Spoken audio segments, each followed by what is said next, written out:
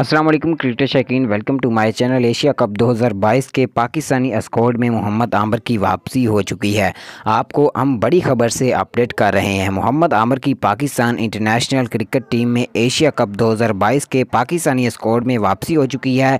Cricket शौकीन के लिए और मोहम्मद आमिर के फैंस के लिए बड़ी खुशखबरी सामने आ चुकी है। अगर आप भी मोहम्मद आमिर के फैंस हैं तो इस वीडियो को लाइक, चैनल को सब्सक्राइब और कमेंट बॉक्स में पाकिस्तान जिंदाबाद ज़रूर लिखिएगा। आइए आपको मुकम्मल तफसील से आगाह करते हैं। जैसा कि आप जानते हैं कि मैच फिक्सिंग के बाद मोहम्मद आमिर अपने कैरियर के हवाले से काफ़ी ज़्यादा परेशान थे। छोटे मोटे मैचेस तो उनको खेलने के लिए मिलते थे, लेकिन उनको पाकिस्तान इंटरनेशनल क्रिकेट टीम में शामिल नहीं किया जा रहा था। लेकिन अब उनको पाकिस्तान इंटरनेशनल क्रिकेट टीम में शामिल किया जा रहा है। उनको एक और चांस दिया जा रहा है कि वो अपना कैरियर दोबारा से सेट करें और अपनी परफॉर्मेंस के बलबूते पे दोबारा क्रिकेट की दुनिया में अपना नाम बनाएं।